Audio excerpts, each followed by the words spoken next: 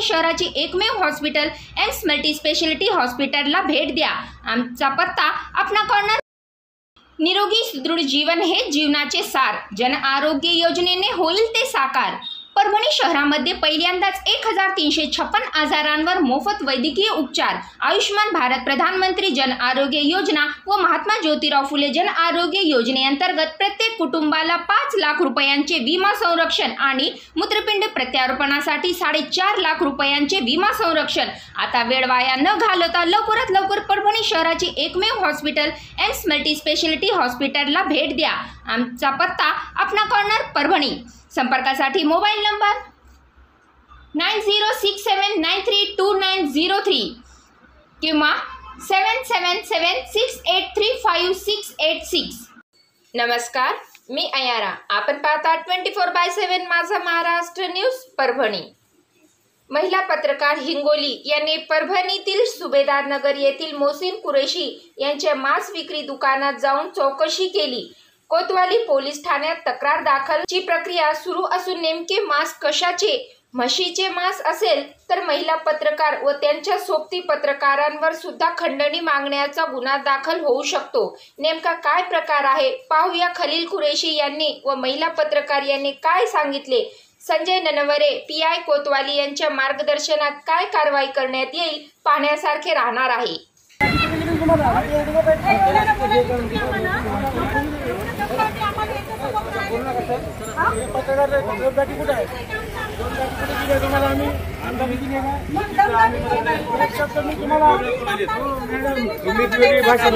भैंस नहीं काट सकते, मुर्गा नहीं काट सकते, बकरा नहीं काट सकते, सभी पाबंदी लगा। चलो चलो चलो चलो बाजूला।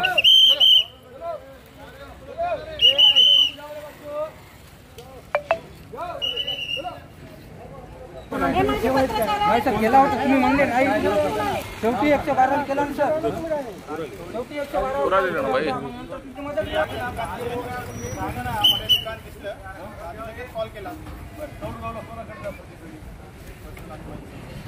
नमस्कार, मी आरोही जाधव, लोकशाही पत्रकार संघटना मराठवाडा अध्यक्ष।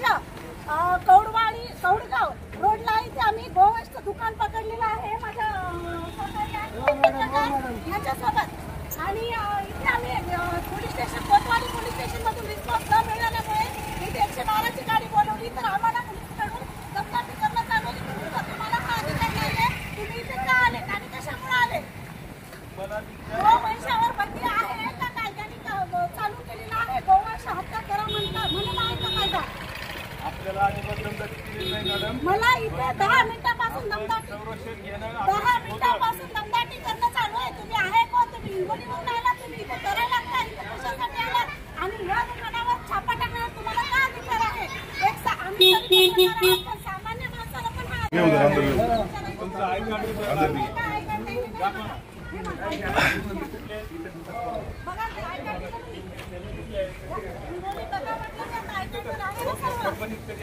मी सकाळी आले। मग तुम्ही आमच्या पोलीस स्टेशनला माहिती दिली, कोणी आम्हाला रिस्पॉन्स दिला नाही। पोलीस स्टेशन मध्ये येऊन कळवायला पाहिजे आम्हाला रिस्पॉन्स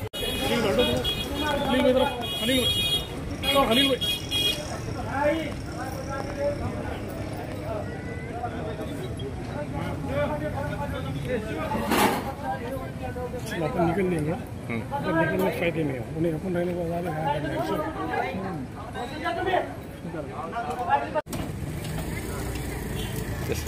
मी आरोही जाधव, लोकशाही पत्रकार संघटना मराठवाडा अध्यक्ष।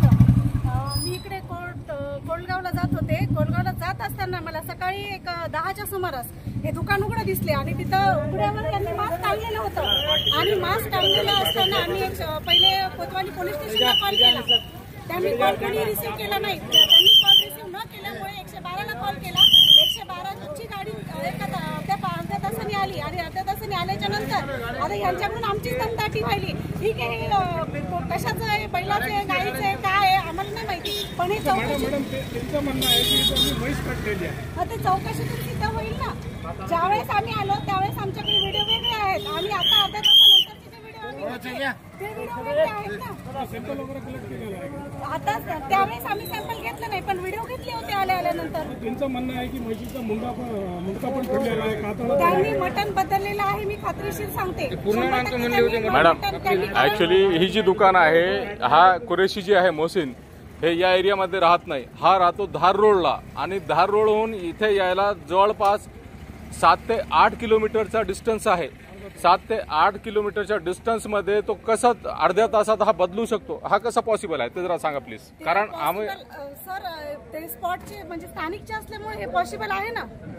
ते स्थानिकचेच आहेत, त्यांचे माणसं आहेत. कारण आज सकाळी मी याच्याकडून म्हैसीचा गोश आहे म्हणून त्याने मला दिलेला आहे. आज मी पत्रकार आहे, मी सुद्धा याच्याकडून आज सकाळीच मटण घेऊन गेलो, आणि माझे डोळे जे आहे ते म्हशीचा गोश खाल्ल्यामुळे सुजलेले आहेत. आणि माझेच नाही, आम्ही म्हशीचा गोश खात नाही, आम्हाला प्रॅक्टिस नाही म्हशीचा गोश खाण्याची, पण आमच्यावर जे म्हशीचा गोश खाणारे आहे त्यांच्यावर हा अन्याय होत आहे ह्या कुरेशी बिरादरीकडून, की म्हशीचा गोश आम्हाला ते बळजबरीने खाऊ घालतात, म्हणून आमचं नुकसान होत आहे. बरं, ते म्हशीचं असेल तर हे सॅम्पल मध्ये सिद्ध होईलच ना. पहिले चौकशी करा, त्याच्यावर काय रीतसर काहीतरी कारवाई करा, तेव्हा ते चौकशीमध्ये सिद्ध होईल ना. ते म्हशीचं आहे, बैलाचं आहे, गाईचं आहे, गोऱ्याचं आहे, आपण नाही सांगू शकत ना. एक आरोप केलेला आहे की तुम्ही म्हणतात की म्हशी पण कापू शकत नाही.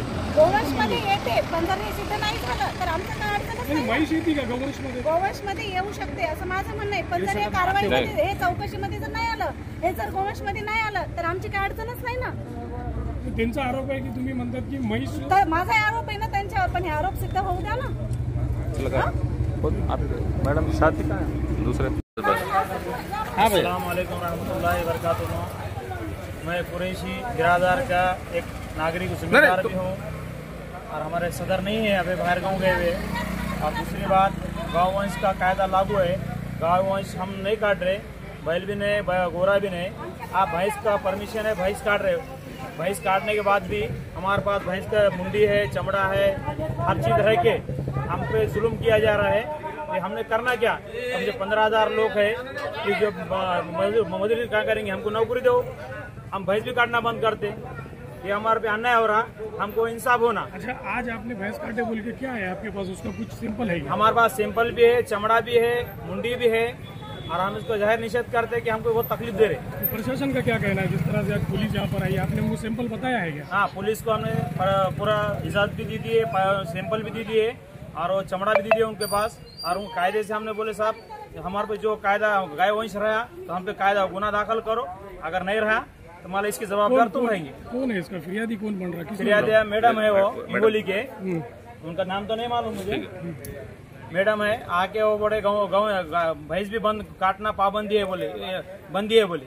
भैंस कोई बंदित नहीं है, जो बैल गोरा वगार गोरा गाय बंदी है, बैल वगार और भैंस को तो पाबंदी नहीं है ना, भैंस वगार काट सकते।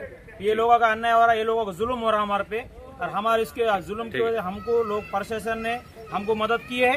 प्रशासन का कुछ भी नहीं है इसमें। जो पत्रकार जो है ये, इन्होंने हमको ज्यादा जुल्म दे रहे, तकलीफ दे रहे, इनके ऊपर जो कायदे से जो हो रहा हमको गुना दाखिल करो। जो हम बैल काटे बस, भैंस काटने के बाद भी तुम हमको जुल्म कर रहे, इसका ये हम पे अन्याय हो रहा। आपल्याला आमच्या न्यूज चॅनलवर जाहिरातीसाठी व आपल्या अवतीभोवती घडलेल्या घटनेची बातमी करायची असेल तर स्क्रीनवर आमचा मोबाईल क्रमांक दिलेला आहे। या मोबाईल क्रमांकावर संपर्क साधावा। व्हॉट्सअप व कॉलिंगसाठी हाच नंबर आहे।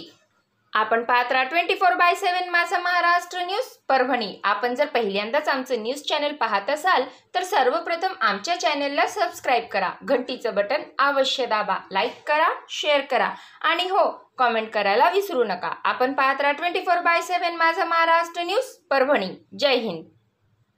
परभणी शहराची एकमेव हॉस्पिटल एम्स मल्टी स्पेशलिटी हॉस्पिटलला भेट द्या। आमचा पत्ता आपणा कॉर्नर। निरोगी सुदृढ जीवन हे जीवनाचे सार। जन आरोग्य योजनेने होईल ते साकार।